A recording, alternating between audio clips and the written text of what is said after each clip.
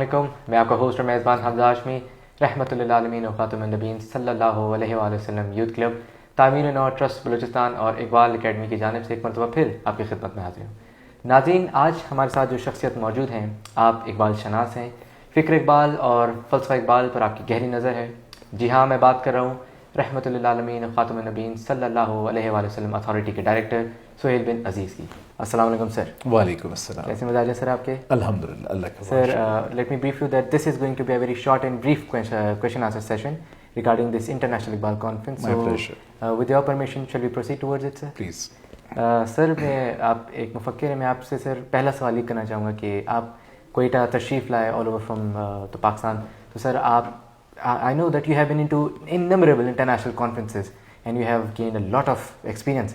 تو سر یہ جو انٹرنیشنل اقبال کانفرنس ہوئی ہے جو رحمۃ للعالمین و خاتم النبیین صلی اللہ علیہ وسلم اتھارٹی اور تعمیر ٹرسٹ بلوچستان کے زیر انتظام منعقد کی گئی ہے، یہاں کے انتظامات کو سر آپ نے کیسے پایا؟ ہمارے ناظرین کو ضرور اپنے تاثرات بتائیے۔ بہت شکریہ سب سے پہلے، اور بہت زیادہ خوشی ہو رہی ہے مجھے دیکھ کے کہ یہ سارا سیٹ اپ اور یہ جو سارا میلہ آپ نے سجایا الحمدللہ، اور اس کی 3 وجوہات ہیں۔ جی پہلی وجہ یہ کہ کوئٹہ جو ہے میری اپنی برتھ پلیس ہے، سو I'm son of this soil، اور جب آپ دیکھتے ہیں کہ ایسی جگہ پہ جب اس طرح کے کام ہو رہے ہیں جو ہم پورے پاکستان میں، دنیا کے دیگر ملکوں میں اور بہت سی جگہوں پہ دیکھتے ہیں، تو اتنے شاندار انتظامات کرنے پہ اور اتنی ساری چیزیں کرنے پہ بہت زیادہ خوشی ہو رہی ہے۔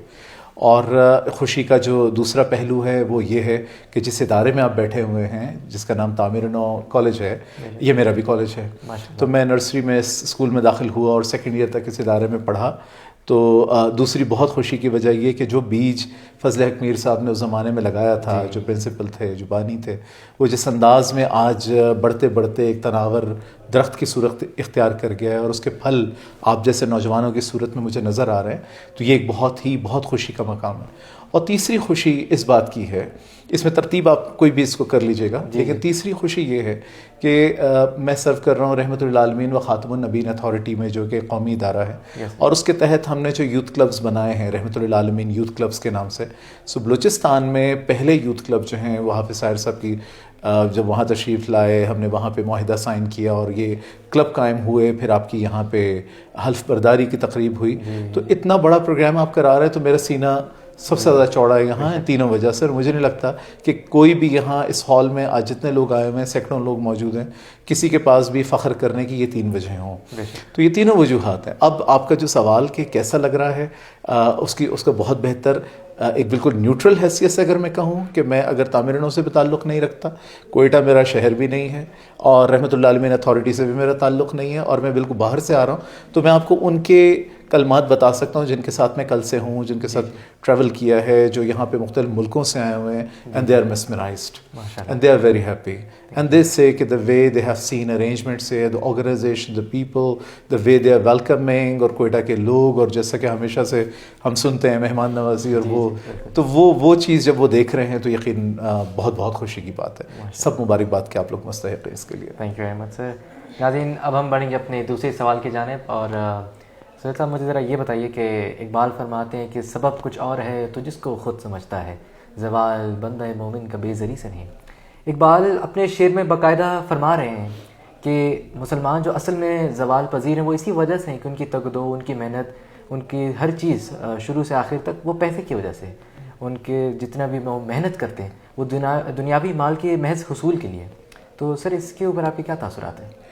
دیکھیے، بے زری کی جو بات ہے، ایک ہمارے ہاں ایک نظریہ یہ بھی دیا جاتا ہے کہ مسلمان کو پیسوں کی ضرورت نہیں ہے، اور مسلمان تو بالکل فقر کی زندگی گزارے گا، مسلمان نے بہت سادہ رہنا ہے، اور یہ جہان آپ کے لیے نہیں ہے، دوسرا جہان آپ کے لیے ہے۔ اگر یہ بات اس طرح سے ہوتی تو ہم کیوں یہ دعا مانگتے ہیں کہ ربنا آتنا فی الدنیا حسنۃ وفی الآخرۃ حسنۃ؟ اگر یہ دونوں باتیں ہم کیوں مانگتے ہیں؟ تو کہنے کی بات یہ ہے کہ مال و زر کا حصول، اس کے لیے جدوجہد کرنا وہ کوئی گناہ نہیں ہے، وہ نہ اقبال نے منع کیا، نہ ہمارے دین نے منع کیا۔ البتہ یہ ضرور ہے کہ یہ اس کا حصول کس مقصد کے لیے آپ نے کرنا ہے۔ اگر آپ نے اس مقصد کے لیے کرنا ہے کہ یہ مال و دولت جو ہے مزید آپ کے دین کو پھیلانے کا، دین کے حقیقی معنوں میں جو افکار ہیں ان کو پھیلانے کا، اقبال کے جو افکار ہیں ان کو پھیلانے کا، نبی کریم صلی اللہ علیہ وآلہ وسلم کی ذات طیبہ سے حیات طیبہ سے لوگوں کو متعارف کروانے کا سبب بنے گا. آپ ٹریول کر سکیں گے, آپ مختلف مینز اختیار کر سکیں گے. الیکٹرانک بہت سارے ایسے مینز ہیں کہ جس کے لیے بہرحال آپ کو پیسوں کی ضرورت ہے. تو آپ نے, اگر مقصد آپ کا یہ ہے کہ آپ نے اپنے وسائل بڑھانے ہیں اور پھر آپ نے آگے جا کے یہ کام کرنا ہے, دنیا کی بہتری کا کام کرنا ہے, اس وطن کی بہتری کا کام کرنا ہے, اس خطے کی بہتری کا کام کرنا ہے, بنی نوع انسان جو ہے ارد گرد جتنے لوگ موجود ہیں, ایک مسلمان, حقیقی مسلمان, ایک مومن, وہ تو وہی ہے کہ جو ایک کیا کہتے ہیں, چونٹی کو بھی مرتے ہوئے نہ دیکھ سکے, جس کا دل اس طرح کا ہو, درد دل کے واسطے پیدا کیا ہے انسان کو, وہ والی بات. تو اب فار ایگزامپل یہ والی بات. اور پھر یہ کہ اقبال بار بار ہمیں یہی سمجھاتے رہیں کہ دیکھو بندہ مومن جو ہے وہ صرف اپنی ذات کی سطح تک نہیں ہوتا, اس کے لیے پوری امت, اس کے لیے سب لوگ, فرد قائم ربط ملت سے ہے, تنہا کچھ نہیں. تو جب وہ ربط ہوگا, وہ ربط کیسے ہو پائے گا؟ جب آپ کے وہ وسائل ہوں گے, جب آپ مجتمع کریں گے اپنے وسائل مل جل کر, اور پھر امت اکٹھی ہوگی, تو تب وہ خواب شرمندہ تعبیر ہو سکتا ہے. تو زوال کا سبب شاید یہ ہے کہ ہم اپنی سطح پہ تو کوششیں کر رہے ہیں, ذاتی طور پہ ہم کوشش کرتے ہیں اپنا مال و اسباب بنا لیں, اپنا کریئر بنا لیں, میری ایجوکیشن, میرا کریئر, میری فیملی, میرا فیوچر, میرے بچے. جب اس چیز سے ہم نکلیں گے, یہ سب گناہ نہیں ہے, یہ بہت ضروری ہے, بٹ دین اس سے آگے نکل کے آپ نے ارد گرد کے لوگوں کو, معاشرے کے لوگوں کو, اپنے ہمسایوں کو, ان کو جب آپ ساتھ لے کے چلیں گے, تو تب وہ خواب شرمندہ تعبیر ہوگا کہ ہم مل جل کر ان مسائل کا حل تلاش کریں گے. ماشاء اللہ سہیل صاحب, فکر اقبال آپ کے لفظوں میں چھلک رہے. میں اپنے سیکنڈ لاسٹ کویشچن کی جانب بڑھوں گا. سر, ہم دیکھتے ہیں کہ وقت اپنے آپ کو دہراتا ہے. پرانے زمانے میں یا اقبال کے زمانے میں, اگر if I were to be very specific and certain, جو اقبال کی شاعری تھی وہ خاص طور پہ نوجوانوں کے لیے بھڑکتے ہوئے شعلے کی طرح تھی, ان کو جذبہ دلانا اور پیٹریٹزم اینڈ ایوری تھنگ. تو سر, اب ہم دیکھتے ہیں کہ اب نوجوانوں پہ ان کی شاعری کا اس طرح اثر نہیں ہے. آپ کو کیا لگتا ہے کہ کیا وجوہات ہیں اس کے پیچھے؟ پلیز بتائیے. دیکھیں, بنیادی قصور میرا ہے. میرا سے مراد اس نسل کا ہے کہ جس سے وہ پیغام آگے پہنچانا تھا. آج اگر ہم اقبال کے طالب علم ہیں, کسی نہ کسی انداز میں سیکھنے کی کوشش کرتے ہیں, تو اس کا سبب وہ اساتذہ کرام تھے, وہ بزرگ تھے, وہ والدین تھے, وہ بڑے تھے جنہوں نے ہمارے ہاتھ میں آ کے وہ کتابیں تھمائیں, جنہوں نے ہمیں بار بار وہ چیزیں دکھائیں. اس میں رول میڈیا کا بھی ہے, سوسائٹی کا بھی ہے. مثال کے طور پہ ہر خبر نامے سے پہلے اقبال کے اشعار آتے تھے, یا اس کے بعد آیا کرتے تھے خبروں سے پہلے. بیچ میں ٹیلی ویژن پہ بار بار مختلف مواقع پہ یوم اقبال جس طرح منایا جاتا تھا, اسکولوں میں ڈیکلیمیشن کمپٹیشنز ہوتے تھے, یہی تعمیرون اسکول, اس میں ہم بہت شایان انداز میں ہم منایا کرتے تھے. فار ایگزامپل اقبال کا دن, اور عموماً بھی ہماری جتنی تقاریر ہوتی تھیں, ہمارے پروگرامز ہوتے تھے, ہر ہفتے ہم بزم ادب کیا کرتے تھے, اور اس میں یہ ساری چیزیں تھیں. تو کہنے کا مطلب یہ کہ آج کا نوجوان اس کی ضروریات کو سمجھتے ہوئے, مثلا اگر ہم تھوپنا چاہتے ہیں اسی انداز میں, تھوپنا کا ورڈ میں جان بوجھ کے کہہ رہا ہوں, کہ اگر وہی بھاری برکم انداز جو اوریجنل وہ ہے, اسے ہمیں بہرحال کسی نہ کسی طرح آسان اقبال کر کے بچوں تک پہنچانا ہے. کیا لازمی ہے یہ میرے لیے کہ میں انہیں کہوں نہیں یہ فارسی کلام رٹ لو, بے شک اس کو اس کا مطلب بھی پتہ نہ ہو, اور مطلب پتہ بھی ہو تو اس کا مقصد نہ سمجھ آئے, اور مقصد بھی پتہ ہو تو بہرحال اس کے اندر جو لیسنس پنہا ہے وہ نہ پتہ ہو. یا یہ بہتر ہے کہ میں اس کے لیے آسان اقبال کر کے اقبال کی تعلیمات سے کچھ چیزیں اخذ کر کے انہیں دوں, اور وہ ایسی چیزیں ہوں جو اس کو آج کے دور کے جو ہتھیار ہیں, جو ٹیکنالوجی ہے, جو آپ کی آرٹیفیشل انٹیلیجنس ہے, اور باقی جتنی بھی چیزیں ہیں, اس میں کارآمد ہو.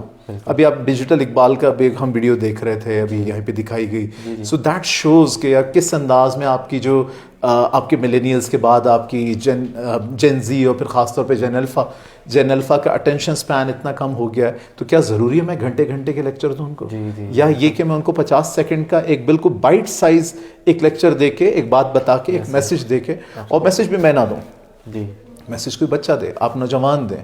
آپ بات کریں گے تو آپ کی عمر کے سننے والے اس بات پہ زیادہ دھیان دیں گے, بجائے اس کے کہ بزرگان آئیں وہ بات کریں. تو پھر وہ ظاہری بات ہے کہ ایک جنریشن گیپ تو ہے, ہم شاید سمجھ نہیں پاتے اپنی نئی نسل کی ضروریات کیا ہیں, وہ کس انداز میں سوچ رہے ہیں. نمبر 2, ہم نگیٹ کرتے ہیں ان کی ضروریات کو. جب نوجوان یہ کہتا ہے, فار ایگزامپل اگر میں کہتا ہوں آپ کی تعلیم حاصل کرنے کا آپ کے پاس کیا مقاصد ہیں, تو ایک دم کہنے میں جو بڑے ہو کے میں نے وہ خدمت کرنی ہے ملک و قوم کی, اور میں لوگوں کے کام آنا ہے, fine, that's fine, but employability is one thing. آج کے دور میں آپ اس سوسائٹی کے اندر, اس دنیا کے اندر آپ کا جو کمپٹیشن اتنا فیس ہو گیا ہے کہ آپ کو کہیں نہ کہیں اپنے اسکلز بہت بڑھانے کی ضرورت ہے.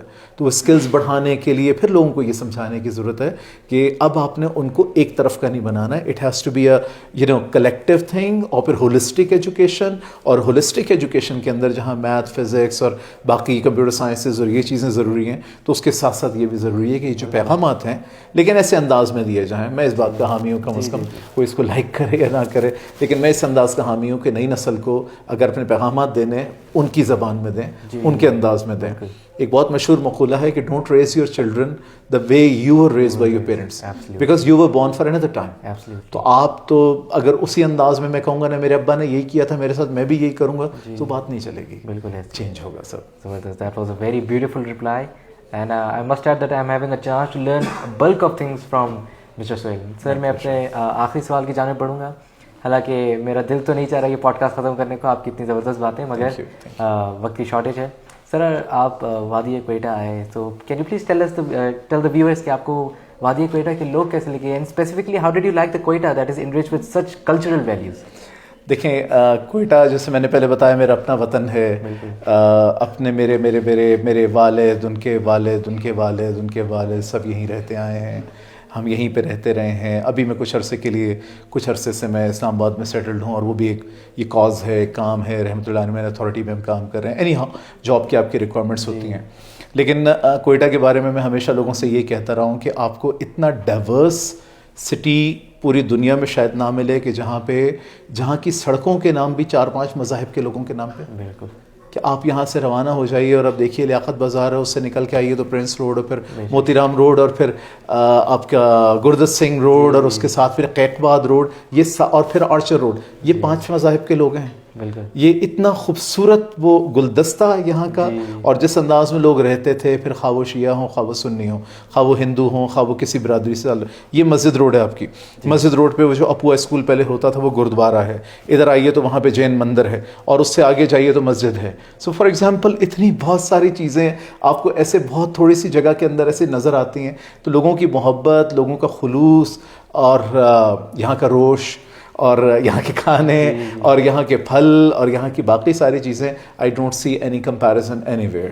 آئی کین بیٹ آن اٹ کہ لوگ پوری دنیا ہم نے کہاں ٹریول کیا, بٹ دین کوئٹہ کی جو بات ہے, کوئٹہ کے لوگوں کی جو محبت ہے, میں خیر بائس ہو سکتا ہوں, I'm son of the soil again, but then again this is what I'm narrating, کہ جن لوگوں سے میں ملتا ہوں, جو لوگ بات کرتے ہیں وہ یہ بات کرتے ہیں. and you're lucky you're from this city, اور اس کم از کم شہر میں آپ رہ رہے ہیں, الحمدللہ. Sir thank you very much. I on behalf of the entire Rahmatullah Alamin Khatim Nabeen Sallallahu Alaihi Wasallam Youth Club, Tamil Nadu Trust Balochistan and Iqbal Academy are profoundly grateful to you for giving us your precious moments. Nazreen, یہ تھے, he was the impeccable Sohail bin Aziz, the director of Rahmatullah Alamin Authority, اور میں آپ کا host اور میزبان حمزہ شریف. ملاقات ہوگی آپ سے اگلے پوڈ کاسٹ میں, تب تک کے لیے خیال رکھیے گا. اللہ حافظ.